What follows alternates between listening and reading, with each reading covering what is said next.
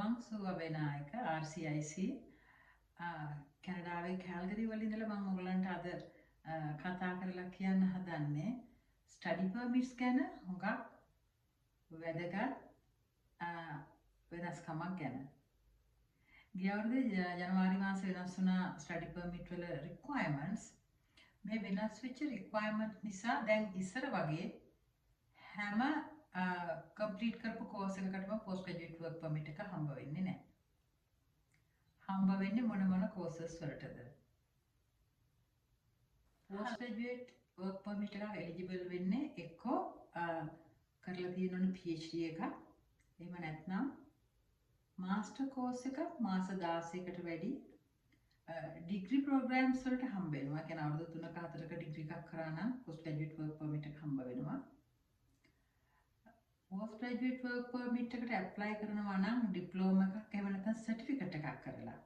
ඒ කියන්නේ non graduate program එකකින් ඒක IRCC එකකින් approve කරලා තින CIP කියලා ලිස්ට් එකක්. CIP code එක කියලා අපි කියන්නේ. අන් ඒ code එක තියෙන කෝස් එකක් වෙන්න ඕනේ. ඒ කියන්නේ කැනඩාවට අවශ්‍ය කරන courses ඒගොල්ලන් ලිස්ට් කරලා තියෙනවා. එතනින් බාහිර කෝස් එකක් කරාට දැන් පෝස්ට් ග්‍රැජුවේට් වර්ක් පර්මිට් එක හම්බ වෙන්නේ නැහැ.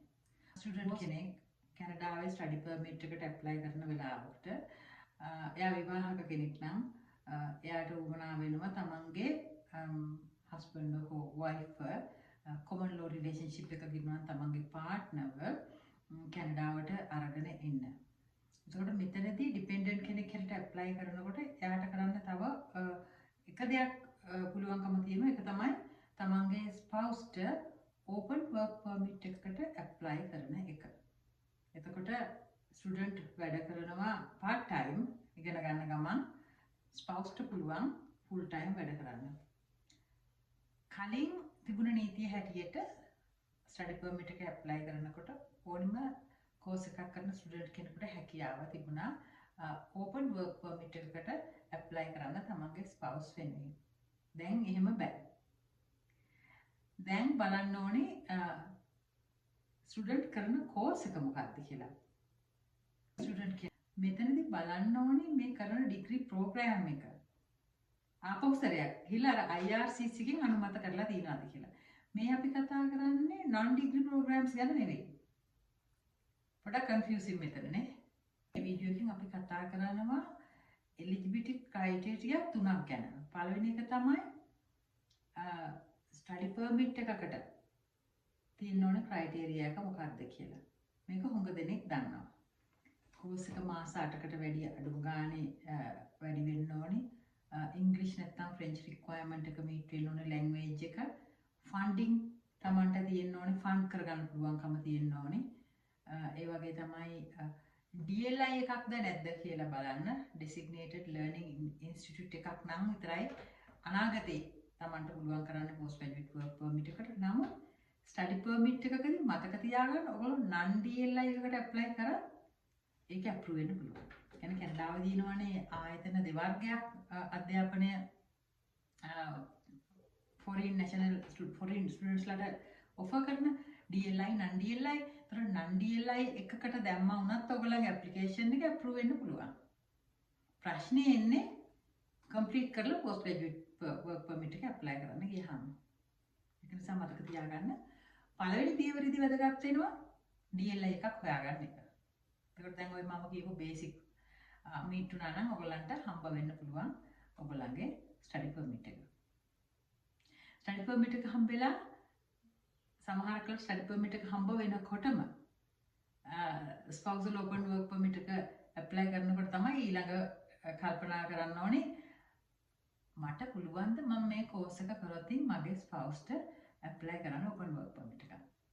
අන්න එතනදි තමයි වැදගත් වෙන්නේ තමන් කරන්න යන ඩිග්‍රී එක PhD එක නෙවෙයි මාස 16 මාස්ටර් එක නෙවෙයි ඩිග්‍රී එක අදාළද කියලා spousal open work permit එකකට.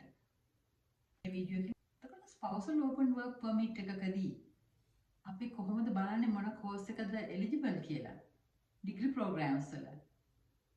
ඒකට වෙනම තියෙනවා ගවර්න්මන්ට් එකෙන් පබ්ලිෂ් කරපු ලිස්ට් එකක්. මෙන්න මේ කෝසස් ටික කරොත් තමයි ස්පවුසල් ඕපන් වර්ක් පර්මිට් එකට ඇප්ලයි කරන්න පුළුවන් කියලා. මතක තියාගන්න ස්පවුසල් ඕපන් වර්ක් පර්මිට් එකට ඇප්ලයි කරන්න පුළුවන් ස්ටුඩන්ට් ස්ටඩි පර්මිට් එකට ඇප්ලයි කරන වෙලාවේ. එහෙම නැත්නම් student post graduate work permit එක ගත්තට පස්සේ. ස්ටුඩන්ට් වර්ක් පර්මිට් එක ගත්තට පස්සේ ඇප්ලයි කරනවා නම් ස්පවුසල් ඕපන් වර්ක් පර්මිට් එකට තව නීති රීති වගේක් බලපානවා. දැන් මම කලින් කියපුවට අමතරව ඒ කියන්නේ තමන් කරන ජොබ් කැටගරි එක. ඒකට කියන්නේ අපි ටියර් ටියර් 0 එකක්ද 1ද 2ද 3ද මේ විදිහට යනවා 4 5 6 කියලා යනවා. 4 5 6 ටියර් ලෙවල් එකක ජොබ් එකක් කරනවා නම් student post graduate work permit එක ගත්තට පස්සේ එයාගේ ස්පවුස්ට බෑ ඕපන් වර්ක් පර්මිට් එකට ඇප්ලයි කරන්න. අන්න ඒ අවස්ථාවේදී කැනඩාවට එන්නේ ස්ටඩි කරන්න බලාපොරොත්තුව තව බලාපොරොත්තු හුඟක් හිතේ තියාගෙන. කිසිම කෙනෙක් කැමති නැහැ ස්ටඩීස් කරලා කෝටි ගාණක් වියදම් කරලා ආපහු හිස් අතින් ලංකාවට යන්න. එන 99%ක බලාපොරොත්තුව තියෙන්නේ කොහොම හරි මෙහෙ ඊට පස්සේ ජොබ් එකක් හොයාගෙන පෝස්ට් ග්‍රැජුවේට් වර්ක් පර්මිට් එක හරහා ඊට පස්සේ PR එකට ඇප්ලයි කරලා සෙටල් වෙන්න. ඉතින් මේක හුඟක් අපි කියන්නේ ලොං ෂොට් එකක්. අවුරුදු 5ක් 6ක් යන දෙයක්. ඔයගොල්ලන්ගේ පළවෙනි ස්ටෙප් එක වැරදියට ගත්තොත් අර හැම දෙයක්ම වරදිනවා. මෙතන තියෙන අවාසනාවන්තම තත්ත්වය නම් මම දැකලා තියෙන විදිහට පහුගිය අවුරුදු 4-5 ඇතුළත හුඟක්ම අය මේකේ නියම යථාර්ථය තේරුම් ගන්න පෝස්ට් ග්‍රැජුවේට් වර්ක් පර්මිට් එකට ඇප්ලයි කරලා ඒක රිෆියුස් වුණාට පස්සේ. එහෙමත් නැත්නම් ස්පවුසල් ඕපන් වර්ක් පර්මිට් එකට ඇප්ලයි කරලා ඒක රිෆියුස් වුණාට පස්සේ. රිෆියුසල් ලෙටර් එක ආවට පස්සේ ඒගොල්ලෝ බලනවා ඇයි රිෆියුස් වෙලා තියෙන්නේ කියලා.